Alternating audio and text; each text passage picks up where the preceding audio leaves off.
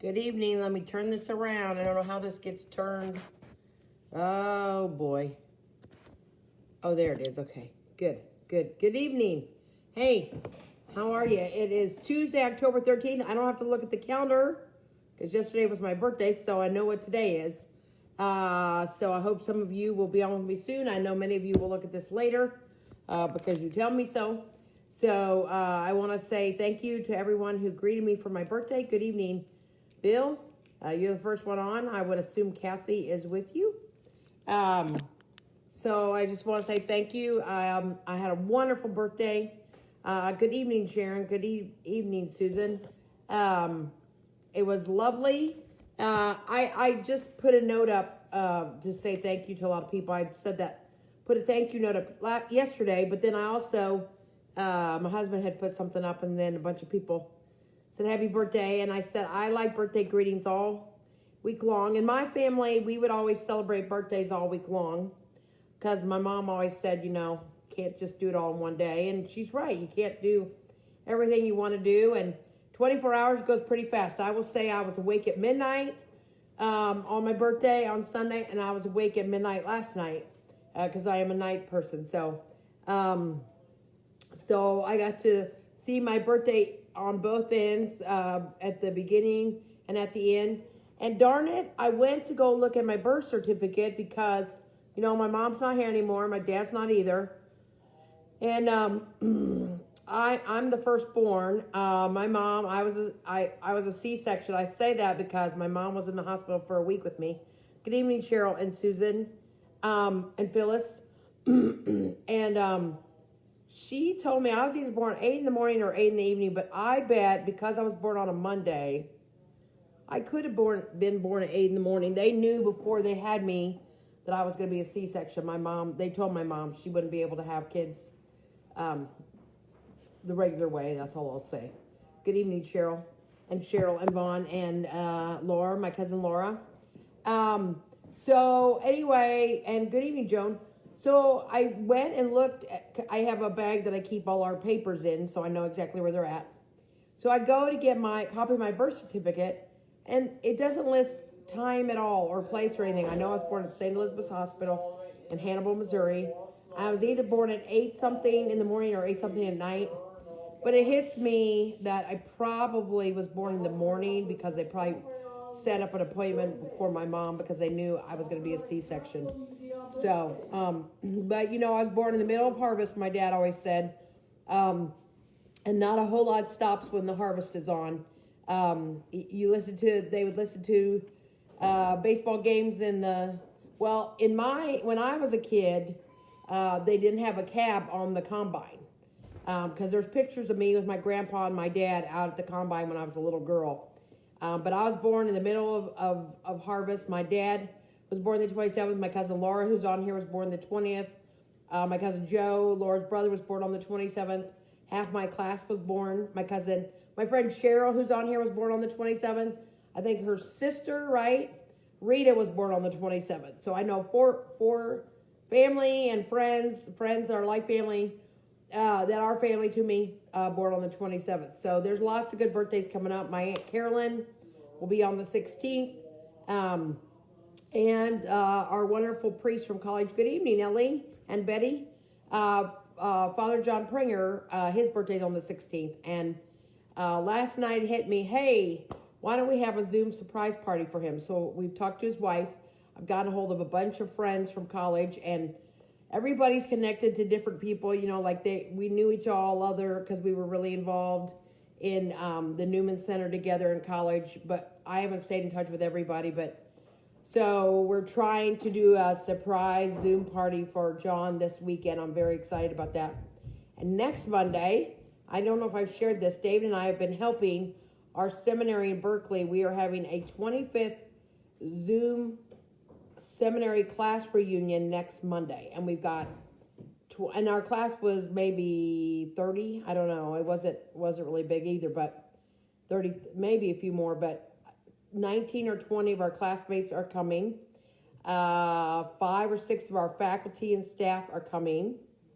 So I'm very excited, and that's next Monday. And yes, I think I've told you because as I say again, the range, we're doing from 1 to 4 Pacific time, which is 3 hours ahead of us, which works out perfectly because we have a dear friend from seminary who lives in Hawaii. She's from Hawaii, so she's going to be on the call. And we're going to go all the way to Germany, and another dear friend, Birgit, who studied from Germany the year David and I met in seminary, and David's first year, his class's first year. She is going to be on the call from Germany. So it's going to be, I have to say, you know, for all the things that have not been great about 2020, Zoom has been really a great one, even though this last week it has driven me absolutely crazy. I have set up 2 different meetings, and some people couldn't get on, and some people, even though they got it, didn't work, and I had to restart it, and sometimes I just want to. But anyway, so just to tell you a little bit more. So my birthday, my lovely husband went and got me a decaf pumpkin skinny latte, which I love. I like the taste of it. And I had already gone to my favorite bakery here in McDonough on Sunday and had picked up chocolate croissants, so I had a half because I know the points, and I knew I was going to have other things that day. And then we picked up Sam, who gets out of school at 11 because he only has 3 classes at high school, and he only goes Monday, Tuesdays. He does schoolwork at home Thursday, Friday. And it's a good thing we decided not to go vote on Monday because last night when we turned on the news, because a lot of people were off because Columbus Day, the Monday, used to always be October 12th was the day off. I got out of school all the time on my birthday. I would always say, oh, everybody's off of school because it's my birthday, which was a joke. But now, you know, it's the Monday closest to October 12th. Well, my birthday was a Monday this year, so anyway, and I don't know if any of you saw the news, but here in Henry County, they showed people, huge lines. Some people waited 5 hours to vote, 6 hours. And we vote at that place where they voted, and they have probably 10 to 15 machines in there. So they have quite a few machines, but it's the main place to go vote. There's other places you can vote in the county, but so we are going to go later this week. We're going to go and vote. But anyway, it was really, so I was like, well, I'm glad we decided not to go spend my birthday day in line voting because we will vote soon enough. But let's see.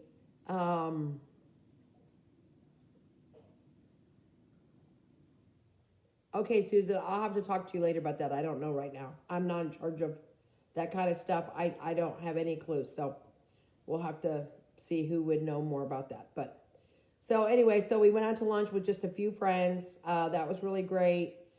Dropped Samuel back off at home. David and I went to Michael's, one of my favorite stores, just did a little shopping, and to Marshall's, which is right next door here in I think it's Stockbridge. I always want to say that, but it may be McDonough. I think it's McDonough.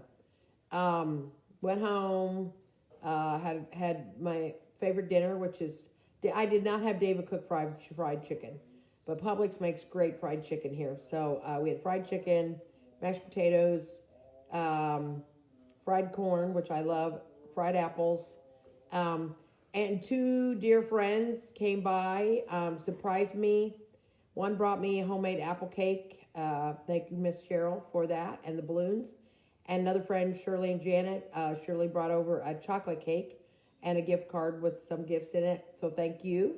I got my brother's gifts that were here and one they mailed, and my friend Deb sent presents. And I had some cards, but all the greetings on Facebook really yesterday and today have made my day. I said, I realized again how precious friendships and family are, and you cannot buy friends, you cannot buy love, you cannot buy family. And I was thrilled because my nieces Maggie and Emily and my nephew Nick, they're all Nick's in college at Iowa State. Emily just moved to New York City. Her mom and my brother Tom and my sister-in-law Leslie drove her to New York City last week. She's moving there with some friends. She's going to be working while she's trying to break into probably with dancing or choreography, because that's what she studied at University of Illinois. And my niece Maggie, who works at a financial institution, Bank of Springfield in St. Louis, Missouri. And so, you made it to the Quad Cities, Deb. Good. Safe travels. And good evening, Dawn. But they all texted me, and I was very touched that they all texted me. And my brothers, Tom and Ted, and my brother, Tim, was on with us and sang happy birthday to me when we blew out the candles last night. I blew out the candles, and I opened my presents he gave me. And Tim is a true Schwartz. Schwartzes have, we look for a bargain. It's in our blood. We're always looking for a bargain. So my bag was filled up with all kinds of different goodies. Some for St. Patrick's Day, because he knows I love St. Patrick's Day, but other very good and interesting goodies that I will share and show throughout the week. So thank you to dear brother Tim for his always interesting and creative gifts that he gives. And he, with COVID, he and I both have, I have gift boxes. But he has cleaned through, like a lot of people have cleaned through a lot of things. And he found things he had bought that he put somewhere else. You know how that goes. So now he's got I think he's got a gift closet is what he's got. Now, I'm not talking a big closet because he lives in an older duplex. It's very nice. But so I think he has a gift closet, which is pretty funny to think about. So anyway, it was a great birthday. We're going to celebrate the rest of the week. I said I want to start a puzzle because no, we never did a puzzle during COVID. We did a puzzle over Christmas, but we never did a puzzle over, and we never started one. We got a great one from Michigan. I want to do that one possibly. I got Mary Poppins Returns on DVD, which I have seen, but I don't think Christopher's seen. Well, no, I think Christopher's seen it, but we haven't seen it since it came out, so we're going to watch that this week in our movie room. We have a very cool movie room that was in the house when we got it, and when the day comes we can have open house. You all will get to see it and maybe come sit and watch a movie with us. So, there was a couple other things I wanted to do. Talk to friends, catch up with people, things like that. It just made me think about so many people, and I'm so thankful for all of you. And it was a great day. And reading I got many books for my birthday because I love to read. And I think David gave me like 6 or 7 books. So I got a few other presents too, but I got a lot of books because I love to read. So anyway, all right. So enough about that. So I haven't read from this in a few weeks. So Daily Guidepost 2014. I was reading a number of things in here. I love to read it. And so this was making me think about life. This was from Wednesday, September 23rd. I know I haven't got into the October readings yet, but I will do so tonight. So I'll start looking at the October ones. But I think because of having a birthday and thinking about as I get older, realizing that I have far less years ahead of me than I have life behind me. And I'm thankful for all the life behind me, but I want to be especially thankful for whatever time God gives me for the rest of my life. Good evening, Karen, my cousin Karen. So anyway, I read this and it really struck me. So the psalm in it is Psalm 90, verse 12. Teach us to number our days that we may gain a heart of wisdom. This was written by Rebecca Ondov. With a heavy heart, I sat at the kitchen table in Dad's apartment. Dad had died a couple weeks earlier. We'd flown his body back to Minnesota to bury him next to Mom. My brother Chuck and I were cleaning out Dad's apartment. A thought drifted through my mind. There's just over 30 years between Dad's age and mine. Dad lived to be old. What if I only have 30 years left? That's not very many. I felt like I'd barely started on this mission from God called life. The finality of both Dad and Mom being gone seemed to smother me. Lord, I've wasted a lot of years. I need you to show me how to live intentionally with the time I have left. As I glanced through the greeting cards Dad had kept from friends, I noticed a common theme. People frequently expressed what an encouragement he and Mom had been to them. A couple minutes later, I heard a shout from Chuck. Hey, sis, come here. I hurried into the other room. Chuck held a letter in his hand. It's for you. My hands quivered as I read Dad's handwriting. Dear Rebecca, God must have had a great time when he was creating you. Love, Dad. Tears welled up as Chuck and I searched and found more notes to us kids. Although Dad had been healthy until he died, he knew death was inevitable.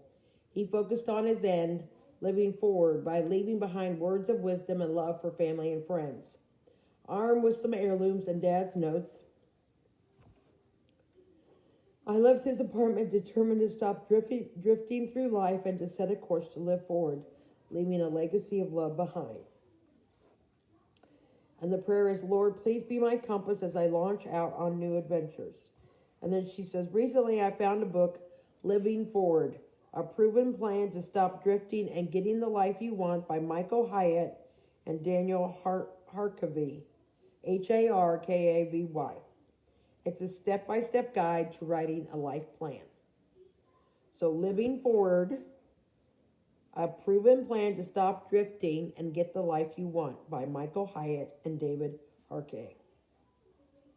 I had read this, but I don't think I read it close enough. What a lovely, lovely devotion, and what a great reminder. I don't know if they're going to bring the show back or not, but there was a show that came on late spring on NBC called The Dad's Club, and it's based actually on a true story. I don't know if you saw it or not, but it's based on a true story of a dad who found out he had cancer, and I found out, I believe, that it was incurable and knew he had a short time to live, and so he decided, you've heard the stories of the dads who've recorded or moms who've recorded things for their kids. And, this dad decided that his kids were going to still need a dad. And so he recruited his friends to be the Council of Dads.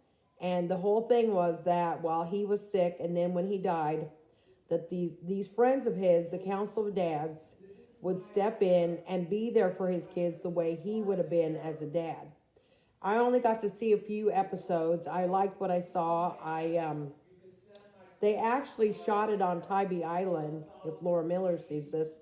In fact, when I put up about us going to eat at the crab place that Laura recommended, a friend of mine, Max, wrote and said that's where they shot the Council of Dads, because the dad in the show, they had him as the owner of that restaurant, and so they shot there on Tybee Island. But I really love that, because I think having a birthday is a reminder for me to take stock of the year. I always take stock of at the beginning of the year. Yes, Cheryl, great show. I agree. I loved it. But I think birthdays are also, especially when you get older, is a time to really think about, what really matters in life. What's important, what do you value? What is it you want to do? We always talk about what trips we want to take, things like that. And those are great. I mean, they're part of bucket lists, and they, there's been lots of studies done that people who are going on a trip get a lot of extra, joy from preparing to go on a trip as much as going on the trip, the anticipation and getting ready and then going on the trip. That there's, it's a mood lifting thing. But I think part of it is, especially with something like COVID-19 in 2020, is okay, so how do we not just drift through our days? How do we be deliberate? And I think part of it is what are the things that anchor us each day? Is it having a devotion time? Is it having a prayer list? Is it having time to read scripture? Is it perhaps getting on something like this with me or somebody else? Is it checking in with a friend? Is it texting, once a day or a family member, or writing a note or calling on the phone? What are the things that, that anchor our lives? And, how do we build relationships, especially when we're so separated? And I think I realized this weekend, because we didn't have worship together. There was a couple people I called because I knew that they're not on Facebook, and I knew they wouldn't get the message. And so I called them, And when this all started, I was calling everybody and I said, "Oh, this is great. I'm going to call everybody every week." Boy, was I think I was clueless in a lot of ways. I was clueless. I think there was a lot of things I didn't realize how long it would be and how important, just doing all these things to protect each other would be. And I think I also didn't, I couldn't, there's no way I could call everybody every week. There's no way. Even if I texted everybody every week with the other things and certain people that need certain things and, preparing for a sermon and worship and just, it's all changed. It's been so different. And I know you may think, well, how's it changed to prepare a sermon?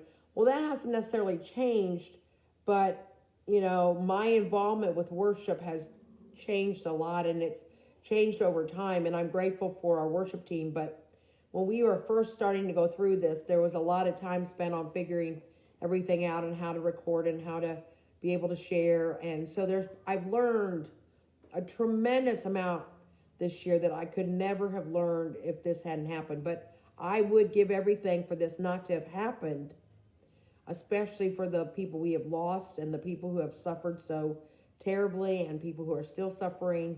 I wouldn't, but I guess what I'm trying to say is that even though this has been tough in many, many ways, the two friends that came over and the one friend who came last night, I don't get to see her very often. And I wanted to hug her so bad, but I couldn't hug her. I couldn't hug her because I just couldn't. Because I know what's going on in her life, and I know that would just not be right. It would just cause too much anxiety and stuff, and I just can't do that. But I know that there's people who, they're not as connected. They're not on Facebook. They're not online. And so, if you're the kind of person that, there's a few people that at church that could always use a call or note, but especially if they could use a call. And if we have a few people who call people, but if you're willing to do that, just drop me a note and let me know that, because there's a few people I'm sure could use a call or two. Not too many, but, just to be checked up on and know that we're thinking of them. But those conversations were really, really good. But I realize, there's things that I want to accomplish between now and Christmas, and I got to get going on them because I think, oh, I got time. No, I don't really have time. And I say that because I want to work on scrapbooks for my brothers. Because with my mom having died and going through the house and finding all these pictures, and then with us moving, I've gone through a lot of pictures. Oh my gosh. I'm probably like you. My friend Letha, before she died, several years before she died, and she had a bout with cancer 3 years in a row. But she just made it part of her day. She would go up, she had a room, and she put all the pictures in scrapbooks. She didn't do the fancy pages, but she put them in, and she wrote a note, and she wrote when it was and what happened, and left that behind as a legacy to her family.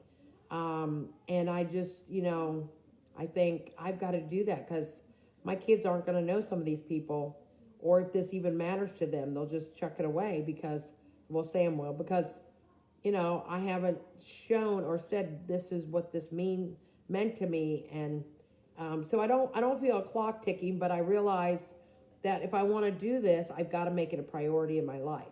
So I just want to encourage you. I know many of you do devotions, read your Bible, join me, listen to other people. But if there's things that you've, not the trips, but if there's other things you want to do, I'm a list maker. Put it on a list. Put it on if it's this week or it's next month or whatever. Work towards it. But I really believe in the joy in everyday living, and I believe in celebrating and giving thanks. And even on the worst of days, I know there's always 3 things I can name. I started writing down 3 things again every day.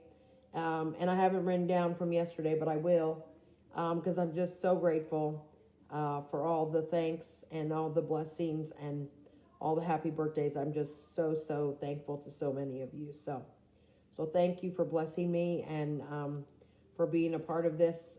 It's really, I never had any idea doing devotions would matter to anybody, but I felt like it was a way to get connected because Betty Panic was the one that gave me the idea.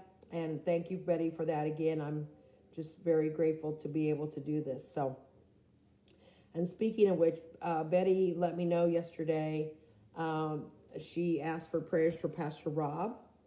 He serves at, is it Our Savior's? It's in McDonough, but Pastor Rob's mom died just the other day. And so we want to lift up Pastor Rob and ask that he and his family will know comfort at this time at the loss of his mom. Any of you like me who've lost your mom know how tough that is. And so we just pray that he will feel the love of God surround him and his family and siblings in this time as they remember his mom and lift her up. And speaking of which, St. Luke. Okay, thank you, David. You helped remind me.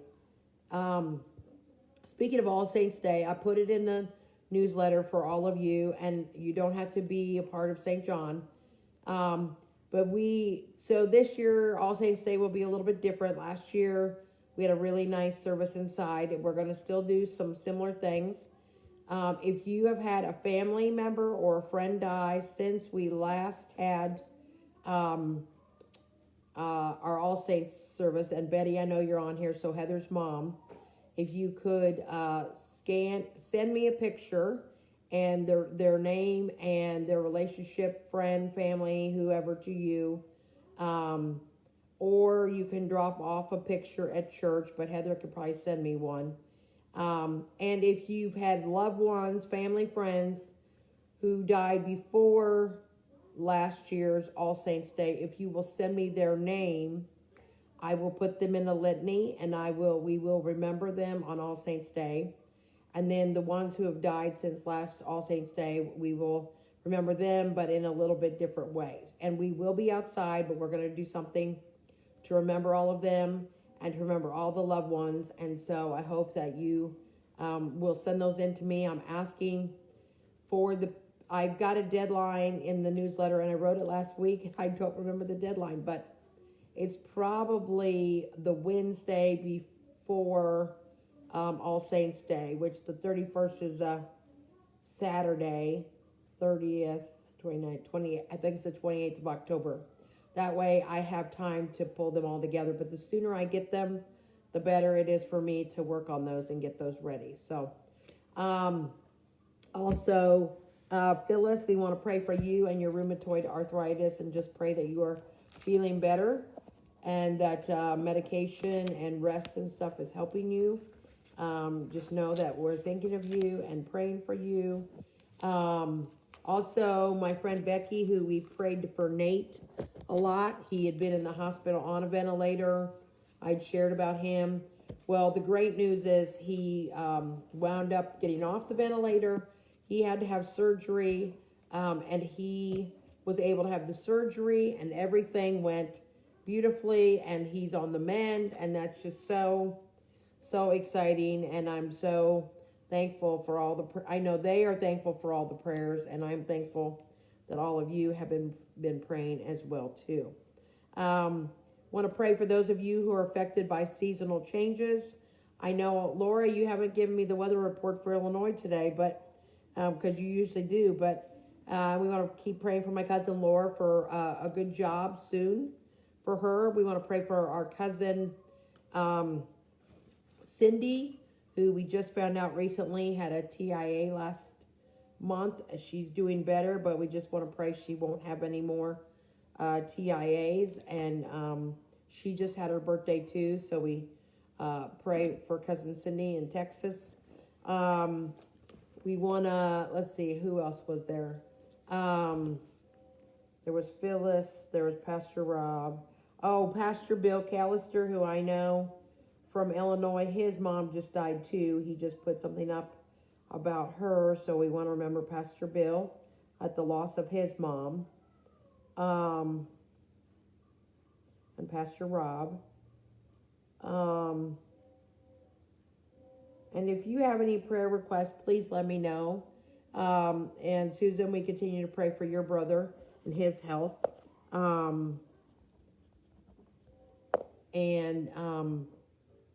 But yeah, just texting is a great way. You can email me too. If you put it on here, I usually, unless you put it on before I finish, oh good, beautiful day. Tomorrow, same then colder. We're not getting colder till Friday, Saturday. We're going to get in the 60s, I believe, high 70, I think, but in the 60s actually. So you may need to, if you're coming for worship on Sunday, which we should be together on Sunday, make sure you bundle up because it should be colder. So I don't have any other prayer requests, but I'll be looking through Facebook, and I always try to write down prayer requests that people ask for. And if you have any prayer requests, I do have prayer requests for Penny's mom, who's having surgery tomorrow. It's an interesting sounding surgery. I was gonna see if I could find it. It was something. It wasn't Widowmaker. It was Time Maker, I think is what it was called. A Time Maker. Let's see. There it is.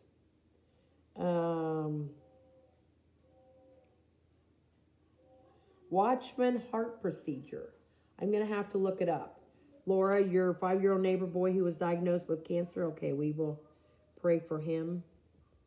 Oh, so sad to hear that. But I pray for the best possible help for him. I know St. Jude's and St. Jude's is probably the place, maybe one of the places that they will possibly take him. So we will pray for your neighbor boy who was diagnosed with cancer.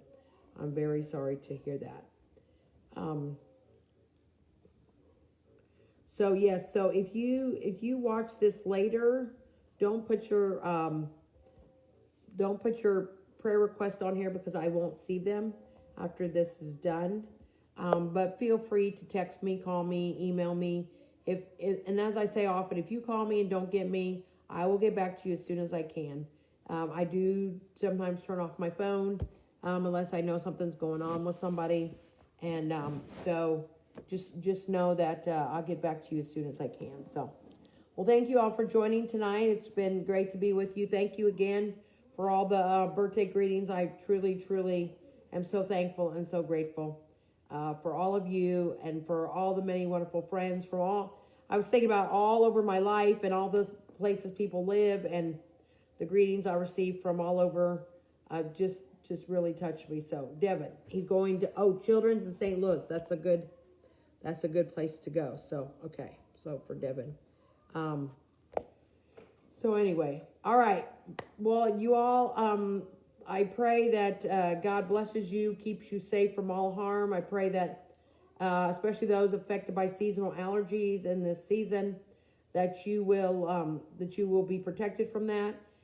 Get your flu shot, as I've been saying. If you can take one, go for it. I'm also thankful for the great harvest that's happening in the Midwest. My brother Tim was home.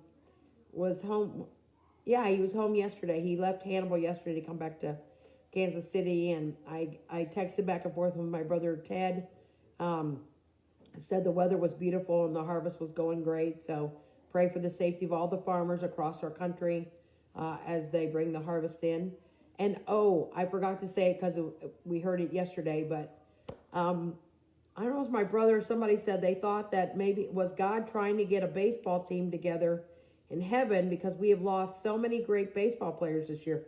If you're not into baseball, then you won't know these names. But Joe Morgan, who was on my favorite team as a teenager, the Cincinnati Reds of the Big Red Machine, who won the World Series 2 years in a row. And I absolutely love Joe Morgan, best second base player ever, one of the best ever. But he died on Sunday. And so we lost Lou Brock and Bob Gibson of the St. Louis Cardinals, who I got the fortune to see playing when I was a kid. And they were amazing, amazing players, all these guys. And amazing people, wonderful people. So anyway, but yeah, I don't know. I'm a little concerned who might go next, but Tom Seaver, one of my favorites, pitcher for the New York Mets, he started this all out, and Whitey Ford, I think, died on Sunday as well, Saturday or Sunday. He was 91 from the New York Yankees. So we've lost a number of great baseball players, and maybe God is getting ready for a universe baseball series in heaven. I don't know, but it's been really unbelievable, some of the really great baseball players we've lost. So, and that's from someone who absolutely loves baseball. So, all right. Well, before we go tonight, may the Lord bless you and keep you. May the Lord make his face shine on you and be gracious to you. May the Lord look upon you with favor and give you peace. In the name of the Father, and the Son, and the Holy Spirit. Amen. Have a great night, great day tomorrow, and I'll look forward to seeing you all again tomorrow night. God's blessings. Bye.